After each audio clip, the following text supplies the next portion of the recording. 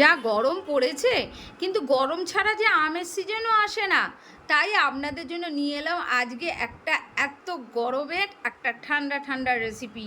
সেটা হলো হোমমেড আমের আইসক্রিম, যেটা খুব কম খরচে আর খুব কম ইনগ্রিডিয়েন্টসে খুব তাড়াতাড়ি রেডি হয়ে যাবে মাত্র 3টি উপাদানে। তো চলুন তাড়াতাড়ি দেখে নিই রেসিপিটা কী করে বানালাম। ভিডিওটা শুরুর আগে আপনাদের দেখিয়ে দিই ঠিক আইসক্রিমটা দেখতে কেমন হয়েছে। আমার কাছে আইসক্রিম স্কুপার ছিল না বলে আমি স্পুন দিয়ে এটা তুলে দেখাচ্ছি। আর খেতে কেমন হয়েছে তার জন্য তো আপনাদের ঠিক এই প্রসিডিওরে তৈরি করতে হবে, আর তার জন্য ভিডিওটা স্কিপ না করে পুরোপুরি ভালো মতনভাবে দেখতে হবে। ভিডিওটা আপনাদের কেমন লাগবে অবশ্যই কিন্তু তার জন্য লাইক শেয়ার কমেন্ট করে তো আমাকে জানাবেনই। আর যারা এখনও সাবস্ক্রাইব করেননি তারা কিন্তু অবশ্যই সাবস্ক্রাইব করে রাখবেন আমার নতুন নতুন ভিডিওগুলো দেখবার জন্য। তাহলে আর অপেক্ষা কেন, চলুন দেখে নিই কী করে বানালাম। জন্য আমাদের প্রথমেই লাগবে আম, যেহেতু আমের আইসক্রিম বানাচ্ছি তো সেই জন্য আমি একটা বেশ বড় সাইজে 2টো আম নিয়ে নিয়েছি।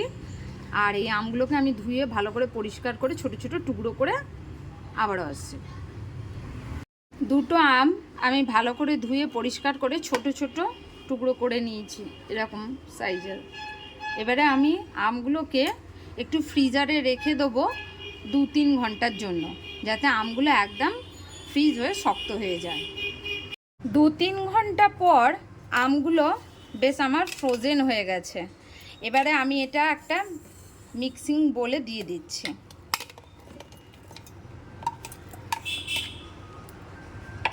আর আমগুলো মিক্সিং বলে দেওয়ার পর আমি দিয়ে দিচ্ছি একটা ফ্রেশ মিল্ক ক্রিম। আপনারা চাইলে ফুল ফ্যাট মিল্কও দিতে পারেন।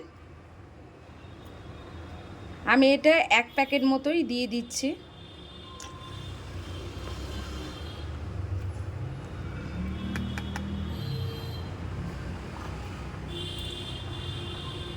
আর দিয়ে দিচ্ছি মিল্কমেড।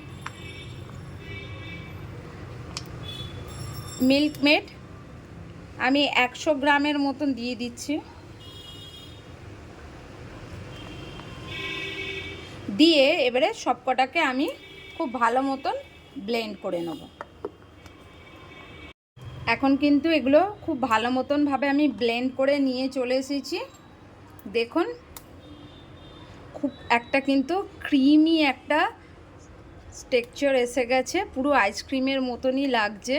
এটাকে এবারে আমরা ডিপ ফ্রিজে দিয়ে দেবো 7-8 ঘন্টার জন্য, তাহলে কিন্তু আইসক্রিমটা পুরোপুরি একদম জমে যাবে।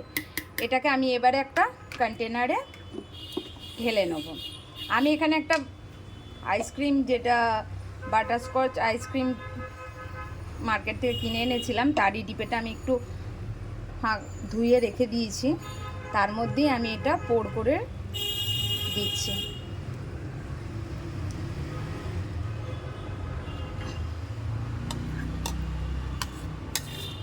আমার কিন্তু 2টো আম দিয়ে আর 1 প্যাকেট ক্রিম আর কিছুটা মিল্কমেড দিয়েই কিন্তু দেখুন ঠিক 1 কন্টেনার আইসক্রিম কিন্তু রেডি হয়ে গেছে।